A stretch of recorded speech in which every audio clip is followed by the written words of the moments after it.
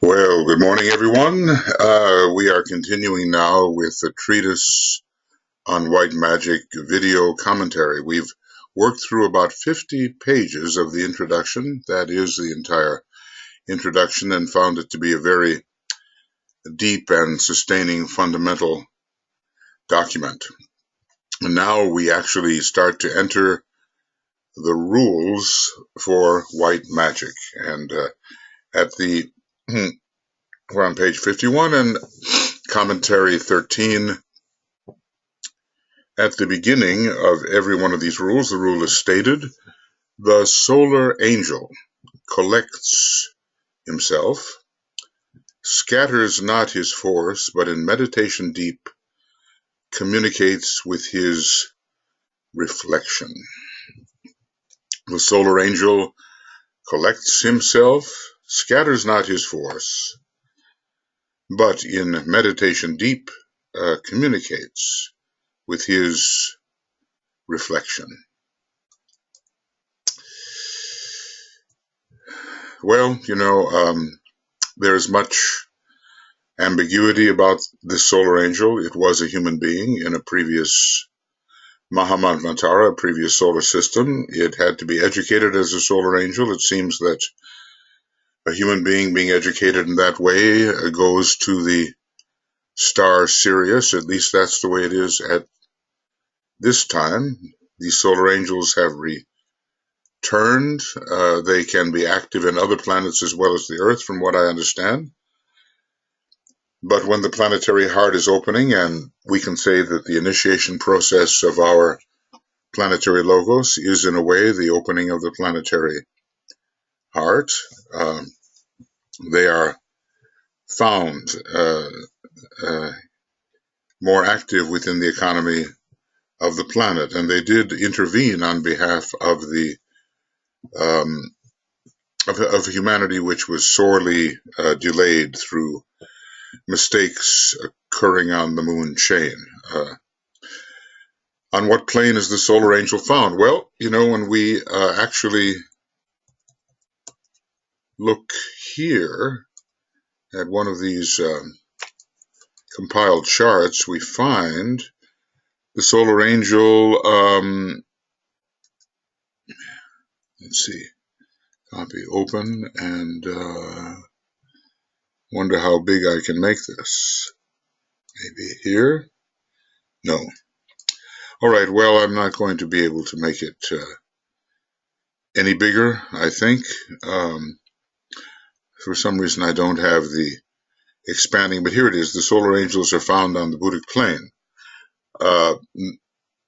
In order to reach Sirius, they have to have traveled on the cosmic astral plane, and their consummation is found on the cosmic astral plane. Then they fell again out of the motive of service into the cosmic physical plane, and another fall. Have they gone all the way to the Buddhic plane in their descent, and then another fall would be to fall into the dense physical body of the planetary logos, which would involve either 18 subplanes or 21 subplanes, and they would be associated with the fifth creative hierarchy, which here is referred to as the human personality and the crocodiles. But they are, from a higher perspective, the word Makara can also mean solar angels, and they are members, it seems, of this fifth creative hierarchy. At least they are manifesting in this way. There are other little subtleties, perhaps, that show the solar angel to be located on still higher levels, but at least in this tabulation we have a major focus on the Buddhic plane. They are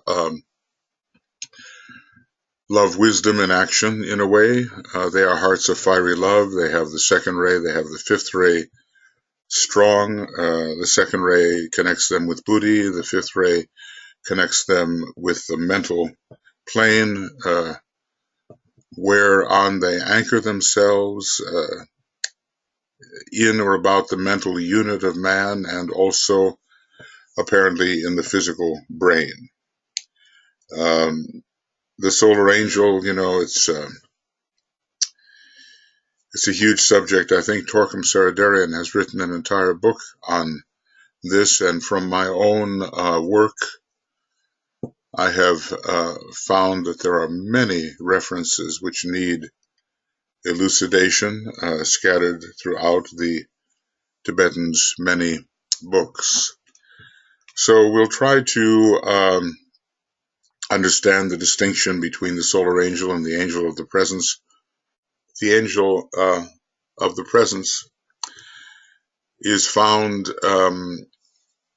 or focuses on the mental plane within the egoic lotus, and I think the way I understand it is a extension of the solar angel, or as much of the solar angel as can be incorporated in the Temple of Solomon, the vehicle of man upon the higher mental plane. So it's the action of the solar angel within the egoic vehicle, and eventually it does reveal the presence itself, which is the monad. DK has told us that we're not at this stage of our development going to be able to understand the solar angel with any degree of clarity. And I do understand that, and that it is a huge subject, and it is veiled and veiled again and veiled again. But perhaps we can understand something of the fact that the solar angel has, for the majority of human beings at this time, even from those from the moon chain or from the previous solar system, invested itself in the psychic vehicle on the higher mental plane of human beings. There are some human beings who do not have within their structure the presence of the solar angel. And, they are among the most primitive of our humanity, but their mental unit has been stimulated by the solar angel, and this mental unit has been growing even before individualization took place. And as a result of that stimulation by the solar angel, even though the solar angel of the presence, is not invested in the vehicles of such human beings, they can take individualization and become true members of the human kingdom. Very many mysteries, and one day we human beings, present human beings, after our training on Sirius, maybe 85% of us, will become solar angels operating in a still different way in the next solar system. And their individualization will have more to do with the monadic plane. I think DK tells us, well, we'll worry about that if and when we get there. Not all of us will take that particular path, but the great bulk of humanity will return as solar angels. And given the fact that solar angels combine in groups to create or manifest as planetary logoi, then it would seem that a lot of human beings will go in that direction to become planetary logoi eventually. Anyway, I wish I could make this just a little... there we go. Let's take a look. I have the choice. Now I can do that. All right.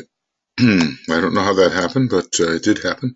And there they are, the solar angels, the Vatas. They are have so many beautiful names, but they are conveyors of love wisdom as hearts of fiery love. I have, and maybe should look at, just for a moment, the names of the solar angels. As long as we're getting into this,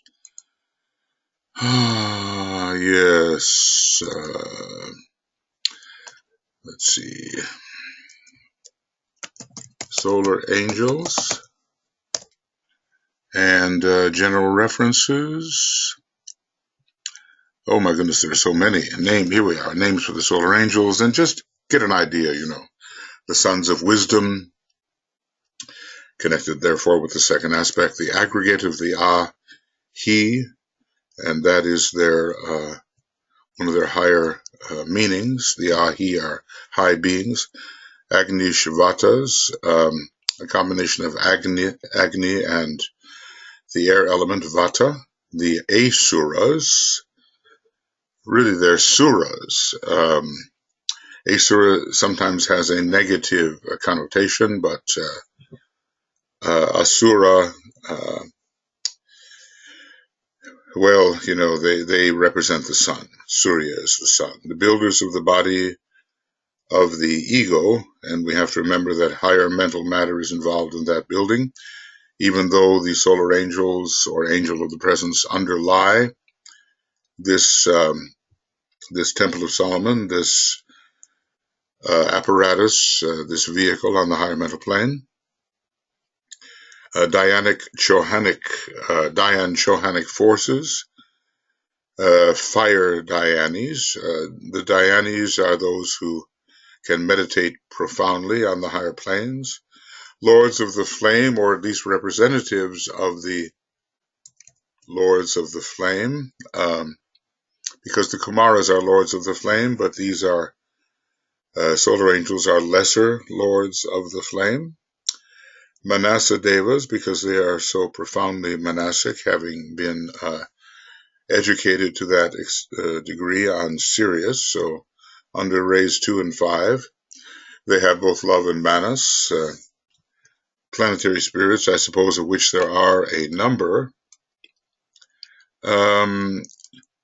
Producers of realized consciousness, they make possible self-consciousness in man, that reflected or reflexive Venusian consciousness, and the petals that they help to build out of higher mental matter contain in them the quality of I-ness, which takes the sight back to a directing center.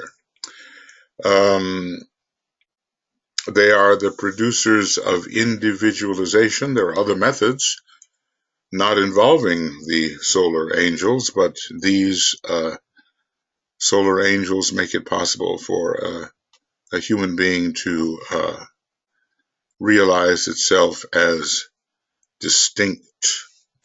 This word Satan does not mean the devil. It's a luminous host which bestowed mind upon animal man. It's not the lower three vehicles which are lunar and seen as obstructive to the development of consciousness.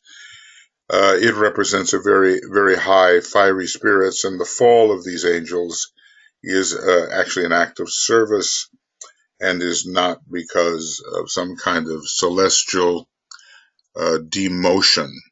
And of course, solar angels, sons of mind, but sons of love as well. The great devas of mind, they are, Sirius probably has a ray 5 soul and an ultimate ray 2 monad.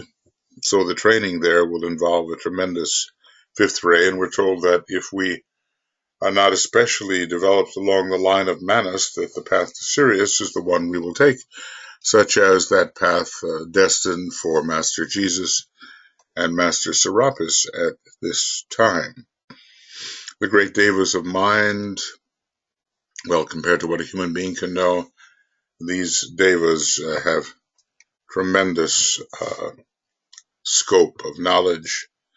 The vehicles of the divine mind, and they follow out the divine plan and purpose as it is understood by still higher, those on a still higher level of the cosmic planes. In a way, these solar angels are part of a still greater solar angel, which is found on the higher mental cosmic plane. Let's see what else we have here. No, that's it. Well, there are different places where I have other names, but I think you get the idea that these are luminous, loving, brilliant beings who were once human beings in a previous solar system, and an aspect of their service is to help the human being tread a higher path, and in our case, after a long and agonizing delay caused by a planetary failure on the moon chain. But how they associated with the already individualized moon chain egos, we don't know, but we know they did. And how they associated with the egos who were individualized even in the previous solar system, again, we don't know, because the methods of individualization there in the previous solar system and also on the moon chain were different. They did not require solar angelic intervention, but that intervention eventually did come when those beings came to the Earth chain in its fourth round, and they would then be in need of a solar angel to undertake progress with a sufficient rapidity in this our present chain and on this our present globe. There are probably other beautiful names for these great beings, but I think the important thing is to be able to meditate in such a way that we can sense their presence, the angel of the presence, underlying our entire causal structure. Remember that the causal structure is not made exclusively of these angels, because it's possible to have an egoic body without the presence of a solar angel. But I would say that there is an infusion of the presence, the intelligence, the power, the love of the solar angel into the causal body which they were instrumental in helping to design, the egoic lotus which they were instrumental in helping to design. So we have two factors there. We have the vehicle itself made out of higher mental substance, and we have the solar angel underlying that vehicle and fusing its consciousness with the slowly growing higher consciousness of man. Right. Well, that's just a little bit along the line of, background. The solar angel, maybe on the Buddhic plane, collects himself, scatters not his force, but in meditation deep, as his extension, the angel of the presence, communicates with his reflection, and man, the personality, is considered his reflection. Maybe the reflection of the solar angel and the correspondence to the spiritual triad. There is a difference between a reflection in which there is inversion and a correspondence in which, let's say that one triangle rests above another without requiring the inversion of the lower triangle. All right, so some basic assumptions and the way of the disciple. This is the first rule, and it's on page 53.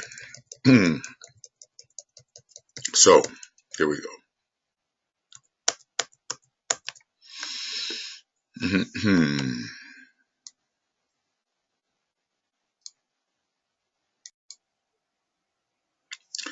Some basic assumptions. All right. And let me get my bracket, the red bracket, which at least makes it possible to write conveniently and rapidly in red. Could be another color, of course. Maybe it should be. Maybe instead of writing in red, well, no, I've written in purple before. Could write in blue. How's that? Let's try that. I wonder if that is a good policy. Okay, let's try it, see what happens. We are entering upon a course of study wherein the entire tendency will be to throw the student back on himself. Why is that? Because we have to prove these things for ourselves.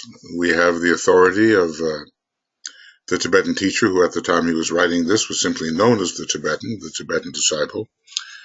It was not understood that he was Master DK, except perhaps by a few. Certainly Alice Bailey understood that, and some others intuited it, but DK asked them if they had intuited it to keep it to themselves. But later, of course, his identity was revealed. Not purposefully, it just happened, and they all made the best of it. So throwing the student back on himself, and thus upon that larger self, the real self, the real self, which has only, in most cases, made its presence felt at rare and highly emotional intervals. And this tells us something, the soul is connected with all the vehicles, but the soul is especially connected with the astral body. So it's possible to go through very, very emotional states where the astral body expands or maybe heightens its vibration in some way or comes into resonance with the soul or with this supervising being we call the angel of the presence. The self, the Buddha counseled self-reliance, but what is this self upon which one is to rely? Actually, the final self knows everything. So we're not just talking about personality reliance, relying upon the powers of your own personality, but relying upon higher aspects of yourself. When the self is known and not simply felt, okay, so remember the very first of the fivefold sequence of initiation is to know, know, express, reveal, destroy, resurrect. But first to know, not just to feel, and that involves sight, and it involves the mental plane, the plane of knowing, of knowledge. When the self is known and not simply felt, and when the realization is mental as well as sensory, then truly can the aspirant be prepared for initiation. So some kind of mental focus is necessary if initiation is to take place. It's not enough for us to just feel our way into the presence of the initiator, the illumined mind. The somewhat illumined mind is required. Okay, I would like to point out that I am basing my words upon certain assumptions, which for the sake of clarity, I want to state.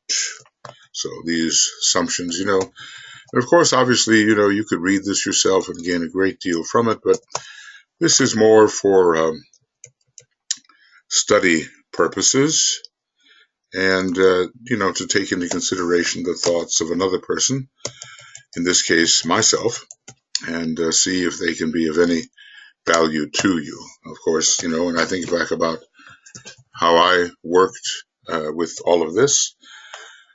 I read a lot on my own.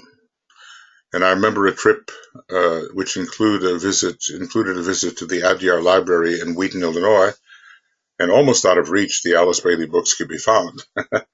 There hasn't always been a wholesome relationship between early theosophy and Alice Bailey. So I had to reach very high to find them, and I took them home with me to North Dakota, and I just began to read and realize that this is amazing material, and that was almost 50 years ago, maybe 47 years ago. So oftentimes we have to work on our own, proving our true interest and dedication to these matters on our own, at first without the support of others, although the minute you join the arcane school, you do receive support, and I did too, joining in 1972, 46 years ago. Well, anyway, he's basing his words on certain assumptions, certain basic assumptions. Right.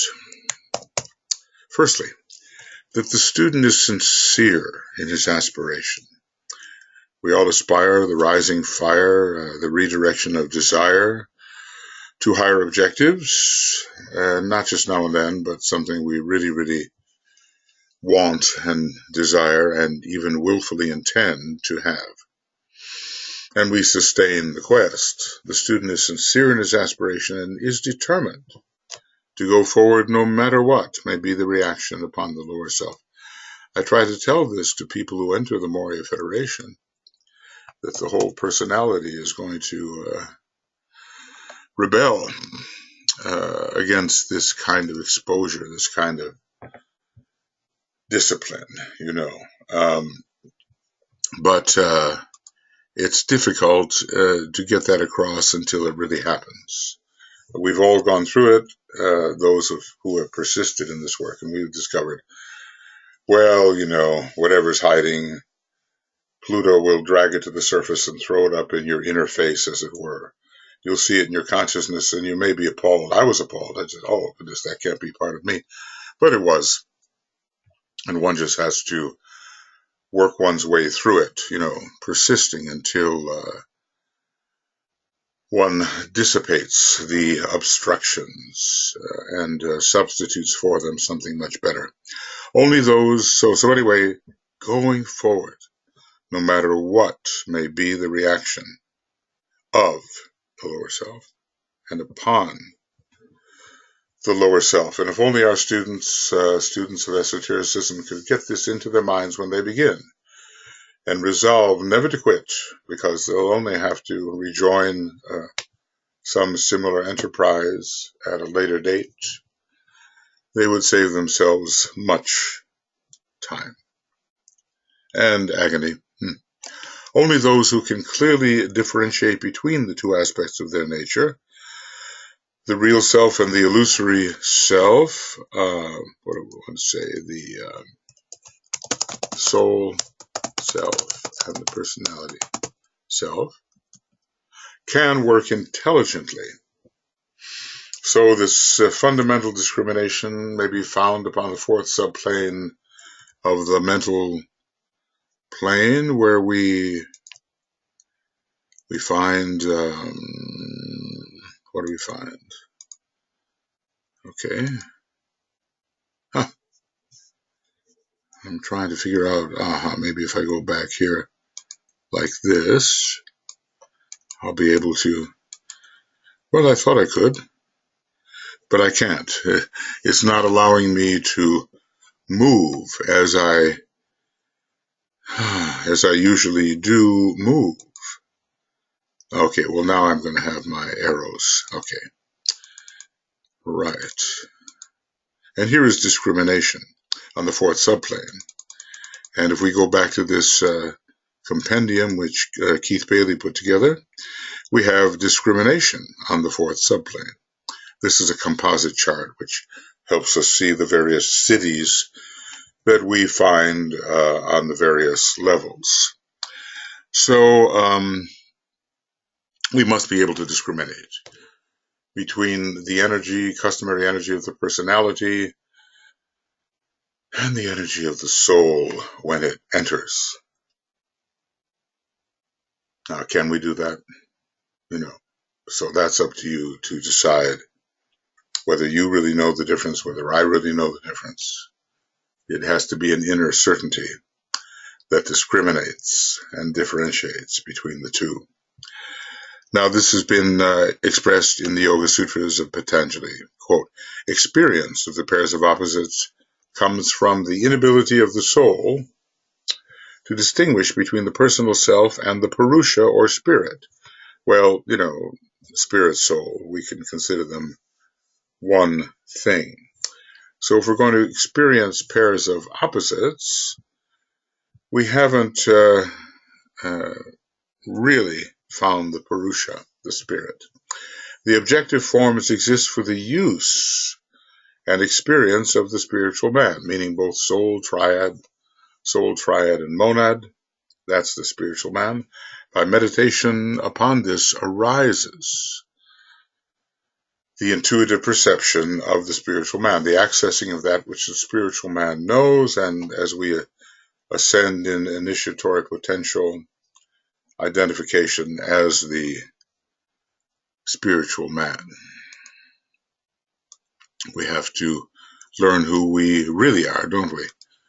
And it's not what we so often think. The 48th sutra in the same book gives a statement covering a later stage of this discriminative realization, this discerning quality. Now, remember that on the fourth subplane we have discrimination, and on the third subplane, or the fifth from below, we have discernment, spiritual discernment, being able to detect in the mass of presented perceptions that which is truly spiritual and underlies all the other perceptions which pertain more to the lower worlds. This discerning quality is fostered by a recollected attitude of mind, and recollected, it means a meditative attitude of mind, and by careful attention to the method of a constant review of the life, the evening review, and seeing where we were and seeing what is of the personality and what is of the higher consciousness, and being willing to be disappointed at first and working towards an ever greater proportion of a life lived under the influence of the soul and expressing the soul. So this is the first assumption. We are sincere in our aspiration and determined to go forward no matter what. Well, we can say that, but when the going gets tough, as they say, the tough get going, and we never know, having said that, whether we really will persist or whether we will find those 1,001 excuses for not going forward, or as a favorite word of Alice Bailey, find those alibis for not going forward. Secondly, I'm acting on the assumption that all have lived long enough and battled sufficiently with deterrent forces of life to have enabled them to develop a fairly true sense of values. Taurus, Venus, and the sense of values which are the kinds of desires and orientations which we cherish and according to which we live our life. If we, if we don't value, let's say, the cultivation of the physical body in terms of sports, which is a definite and necessary stage, then, and we develop more the aesthetic life, then that type of desire for aesthetic development remains with us, and we guide our life thereby and are not so involved in the kind of athletic activity which is the main value for many. And if we tend to value the mind and its cultivation more than we do the pleasant and unpleasant, which is presented to us via the emotional body, then our values concern not so much finding emotional comfort as finding mental illumination, and on it goes. We have certain cherished desires and aspirations by which we guide our life. And I think I'll put that in. Certain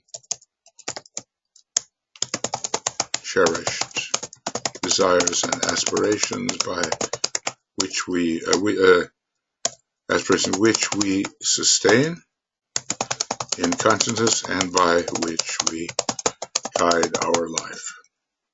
I assume that these people, that's us, hopefully, are endeavoring to live as those who know something of the true eternal values of the soul. So it's soul cultivation and not personality success. We are looking for soul cultivation and not personality success or fame or even notoriety, even that. Eternal values of the soul, values which relate to wisdom, which relate to the wisdom which the sight emanating from the soul, from the soul present to consciousness. These people, we, let us hope, we, they are not to be kept back by any happenings to the personality. Think about that. You're sick, you're unhappy, you're depressed, you're broke, you lose your job, you lose your relationship, whatever. Anything. Go around the houses of the horoscope. You lose. You lose your money. You may not be able to go here and there in the environment as you like. Your home breaks up. Something happens to your children or you have none, or you get sick. You break up with your partner. You have to pay too much in taxes. You want to go to college, but you can't. You're fired from your career, whatever. You lose your friends. You're plagued by unconscious fears. I've just gone around the houses, and talked about the negativity that can arise there.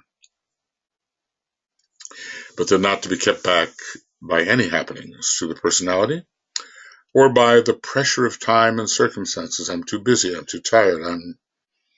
There's no time in my life. The classic alibi. Let's see. I have so many important things to do that I cannot study, meditate, or serve. We all know the alibis. Oh, not now, please. Later. I'll do that later. Procrastination. I'll put it off till tomorrow, but I will do it, and so forth. They have wisely learnt that enthusiastic rushing forward, there is no rush, no hurry, and yet there is no time to lose.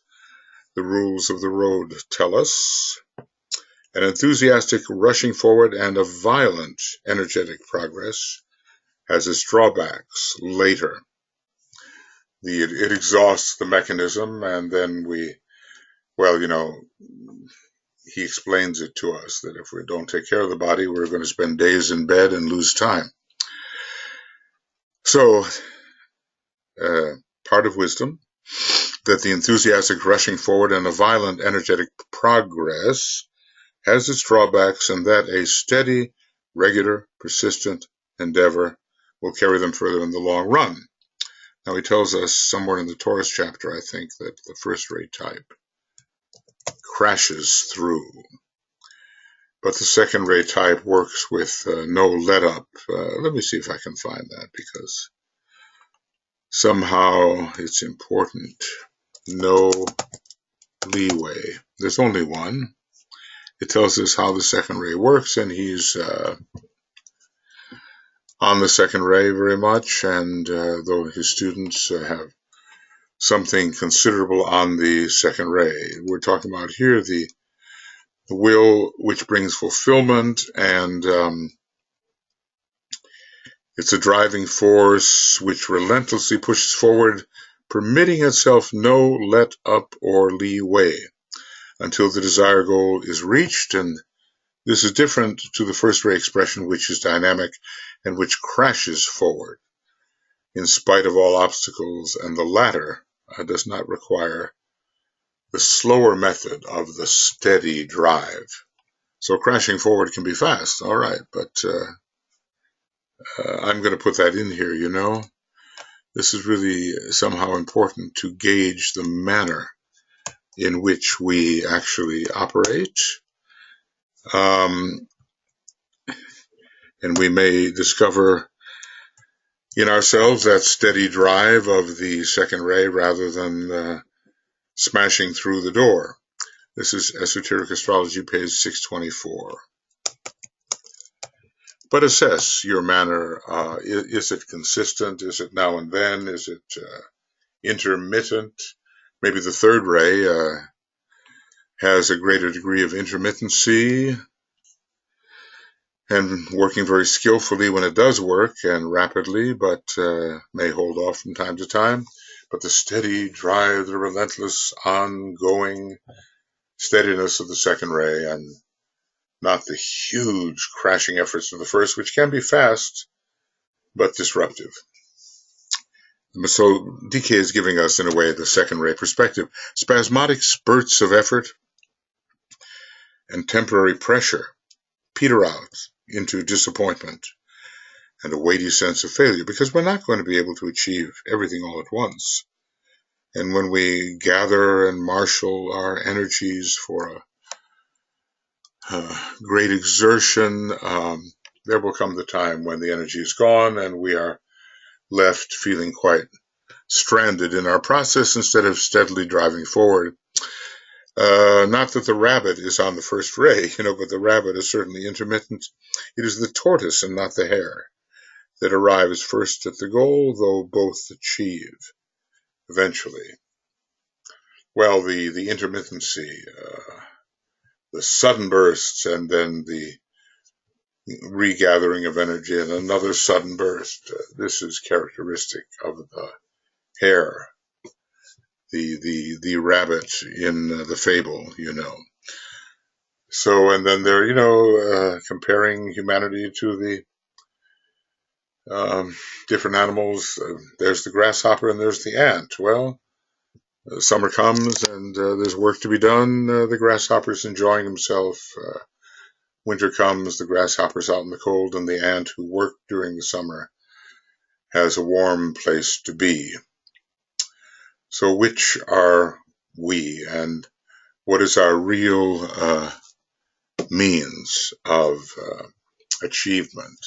These seem like simple things, but at the outset we have to estimate the manner in which we will go forward, because we must go forward in time and space. We are not there yet, and it requires work and movement and the forming of new relationships. And we are driven and we drive. So what is our mode? It is the tortoise, not the hare, that arrives first at the goal, though both achieve eventually. Okay, now further assumptions DK makes. I assume that those who set themselves seriously to benefit by the instructions in this book are prepared to carry out the simple requirements, to read what is written thoughtfully, and to attempt to organize their minds and adhere to the meditation work. So, DK was supervising his students. He often found they really didn't do their meditation work. They didn't do their reading necessarily, and a lot of them didn't submit their papers. And it's hard to imagine that if a master was supervising one's work and was going to respond through a trusted amanuensis, that one would not do all one could. But then you never know until you're under the gun and you're under the pressure. So, in other words, he's saying here, I assume, let's see, do this. I assume you will, I better put it over here. Okay. Why am I not getting that? All right, I'm going to do this again. Sometimes I just lose the bracket. Okay, so DK is saying here, basically, I assume you will do your work. And, he discovered, of course, that they didn't, not all did. And he said, well, look, you know whether you done your work or not. I'm not going to berate you about this. You know who you are. Have you done your work? Have you not done your work? You know who you are. All right. And all of us have our conscience to help guide us in the use of our time. Will we do the work when a master himself demands that we do the work? Well, it's hard to believe we wouldn't, but such was the case. The will which brings fulfillment demonstrates through the second ray by means of that driving force. Okay. Let's see. Where are we here? Okay.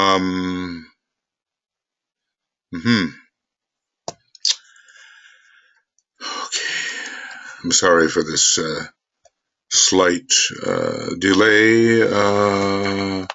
Page 54 of a treatise on white magic. Is it possible that I went hunting for something that was right in front of me? Okay. All right. No. This will that brings fulfillment, I've already dealt with. And I don't need to deal with it again. Carry out the simple requirements and do their meditation work. And to attempt to carry out the assigned meditation work. And now we just get rid of this business about the will to fulfillment, because we've already dealt with that. All right. Occasionally there are little housekeeping delays here. I'm sorry. And also my mind may simply lapse, and please bear with me. All right. So with these assumptions clearly understood, my words are for those who are seeking to measure up to the need for trained service, and even initiates of the 5th degree are needed. Imagine. And in some quantity they are needed. Well, we're not talking about that, but we are talking about being trained servers in the service of hierarchy and for the sake of humanity, and we're not there yet as really excellent servers that hierarchy can always rely upon. We're told we're something of a hazard before the midway point between the 2nd and 3rd initiations. And DK students had, by and large, had not reached that point between the 2nd and 3rd initiations. They were still initiates mostly of the 1st degree, with maybe the 2nd degree in sight. So we cannot assume that we are further advanced than they. We are still hazards and unreliable to a certain extent, and inconstant. And we have to give that up, and that steady drive forward, that will help us do so. I say not, you note, those who measure up, seeking to measure up. This is what he says. So our motive is all important. And what is your motive? What is my motive? Are we selfishly involved in the desire for self-advancement, or are we on fire with the need to serve? He pretty well assures us that at first we're seeking selfish advancement.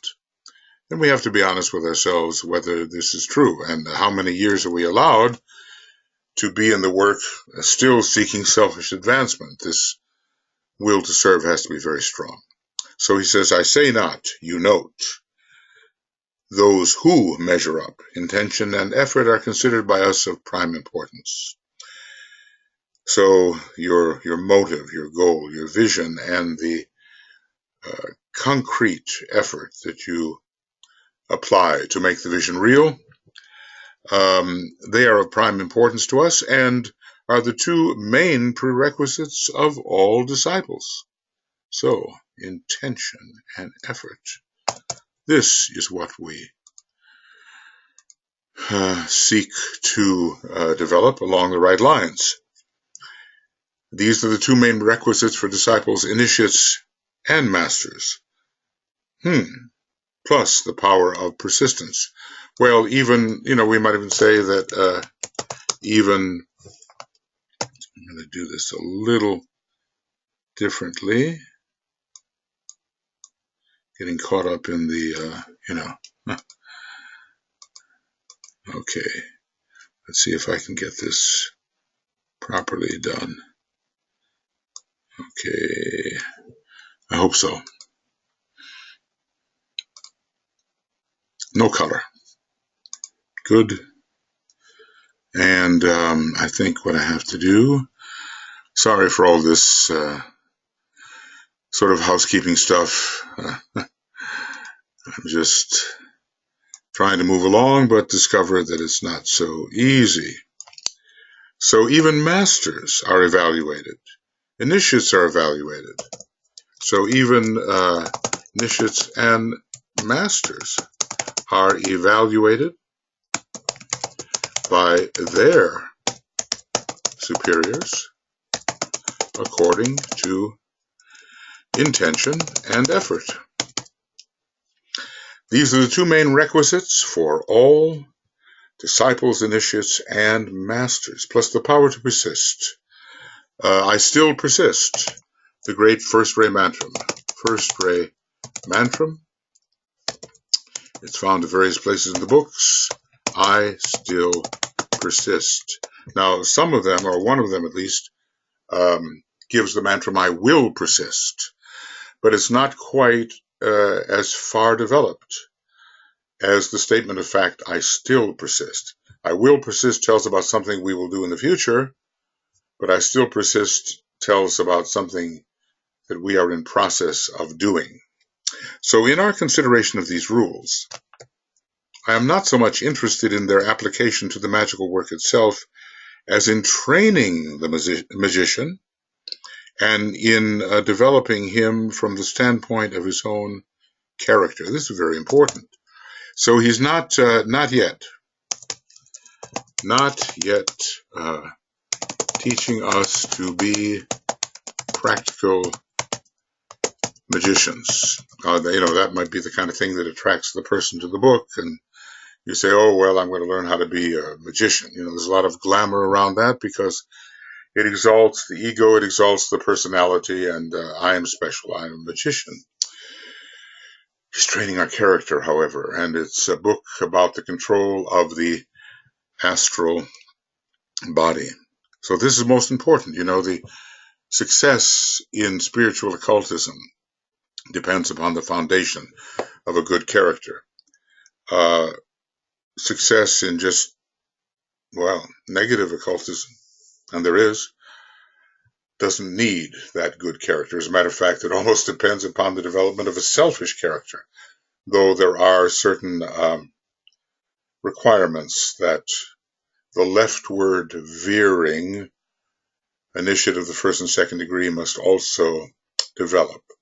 As DK says, at the second degree, the one who's veering off on the left-hand path will know that he has to maintain a certain type of purity for his own safety, and that's a selfish consideration. Later, we may get down to the application of knowledge to the outer manifestation of world forces. Later, I'm going to ask in the third installment, or still later, but not now, because we don't necessarily have the character or even the intelligence to carry out, or the bravery, the courage to carry out magic in the outer world. But now our objective is something different. I seek to interest the minds and brains. How do you interest a brain? Well, you keep it in alignment with the mind, right? And therefore, the lower self, mind, soul, mind, brain, of students in the higher self. So, what are we interested in? The world, the flesh, the devil, or the higher self? Our mind, what's it drawn to? Our brain, what does it hold of the content of the mind? That which is directed towards the higher self? Hopefully so. Higher self, our soul, the type of consciousness we have on the higher mental plane. Thereby keying up their mental interest so that sufficient impetus is generated to enable them to go forward. It takes a certain amount of energy to really go forward spiritually. So DK is strengthening our spirituality, our ability really to move forward on the right-hand path. Well, right-hand path that leads to further initiatory training in relation to Sirius. This is what he's trying to do. And you might say, well, I'm interested in these things, but how interested? Interested enough to drive and drive and drive forward into greater light, into greater love and greater willingness to sacrifice. Do we have that kind of incentive within us, driving us forward? Well, everyone will have to figure that out according to his own abilities and internal sight of his own character. Also, let it not be forgotten that once the magic of the soul is grasped by the personality, that soul steadily dominates. That is our solar angel, right? Angel of the presence, and can be trusted to carry forward the training of the man to fruition. So once we really begin to value the soul,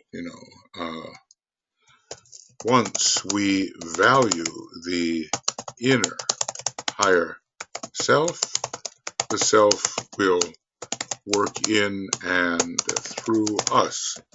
So it will carry, we're being trained right now, not just by the master, not only by our teachers. We're being trained internally by our own soul. In and through will still work. Once we value the self, the self will work in and through us. That's what it is. Okay.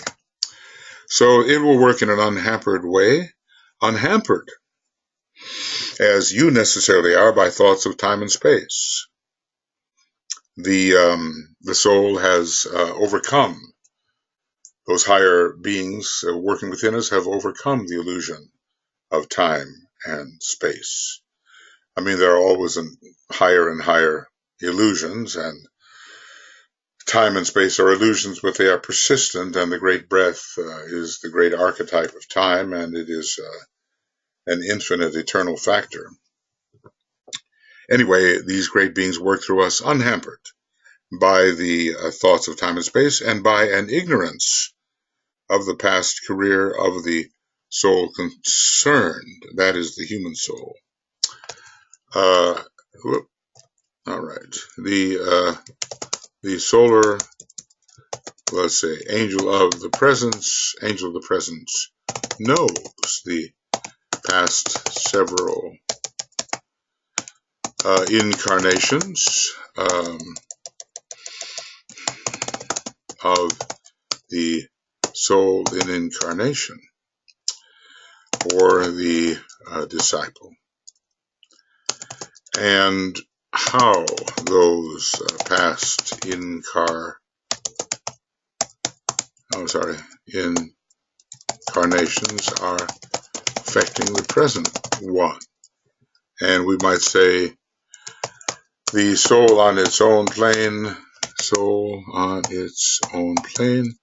can also see ahead a few incarnations, long enough to, with sufficient acuity, to know what a man must do in order to progress along the right path and fulfill the destiny which already exists. It should also be borne in mind when dealing with individuals that the work is twofold. Let's see, because we're getting close to the point where we're going to stop. Okay. the work is twofold: to teach them how to link up the personal lower self with the overshadowing soul, so that in the physical brain there is an assured consciousness as to the reality of that divine fact. Is the soul on its own plane a reality to you, to me? So how practical are we in realizing the factual nature of the soul through our meditation process? This knowledge renders the hitherto assumed reality of the three worlds futile to attract and hold, and is the first step out of the fourth into the fifth kingdom. What you say, we value the soul, the higher power, more than the three lower worlds and their previous attractions. Now,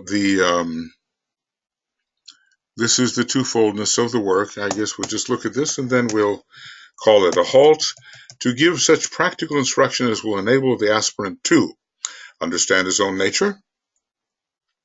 And, most people are very far from really understanding their own nature, and this involves some knowledge of the teaching of the past as to the constitution of man, and an appreciation of the interpretations of modern Eastern and Western investigators. So, what are we really in our personality nature, in our soul nature, and in the general energy system of man? Control the forces of his own nature, and learn something of the forces with which he is surrounded, and be able to direct them correctly, and then enable him so to unfold his latent powers that he can deal with his own specific problems. We have to stand on our own feet here, handle his own life, solve his own difficulties, and become so strong and poised in spirit that he forces recognition of his fitness to be recognized as a worker in the plan of evolution. I'm reminding Master Moria saying, make yourself indispensable. Well, at least make yourself useful. When I had my interview with Mary Bailey long ago, she said her husband Foster said, at least let me be useful. So may that be so for all of us. So he forces recognition of his fitness to be recognized as a worker in the plan of evolution, as a white magician, and as one of that band of consecrated disciples whom we call the hierarchy of our planet. And note that the members of the hierarchy are also disciples. Well, we'll maybe quickly review that when we come back, but right now, let us say that this will be the end of a treatise on white magic, video commentary number 13, and we're on, we began on page, I remember, 51, and we're here on page 56, and the next time, beginning of a treatise on white magic, video commentary number 14, beginning on page 56. It's a wonderful book. I'm realizing or re-realizing again how wonderful it is and why it is foundational, and why these lessons went out right after Light on the Path as part of the Arcane School curriculum, which Master DK did not devise, but which he approved. Alice Bailey was in training with her own teacher, Master KH, through her headship of this esoteric school to do future work, and we always have to remember that whatever we're passing through in terms of training is training for future possibilities, and those possibilities for still more distant possibilities. We're always in training, we're always moving forward, we're always trying to understand, but not so much that we stop moving. It's possible to become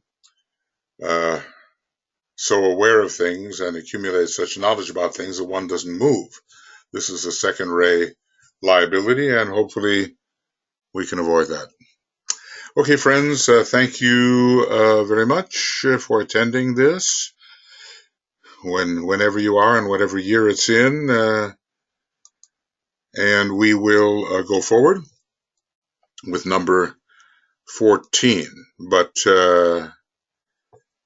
Anyway, we've just worked on the need to understand the work required as an individual. All very practical. It's a wonderfully practical book. It's just a question, do we do it? Do we follow the instructions? Do we follow out the clear instructions given by the master? Hopefully we do, because if we don't, it's like having medicine in the medicine cabinet and not taking it when you need it, Okay, we'll be back. Lots of love. Take care and study hard, meditate well, and engage in your service. That's the triangle we have to uphold: meditation, study, and service. Bye-bye.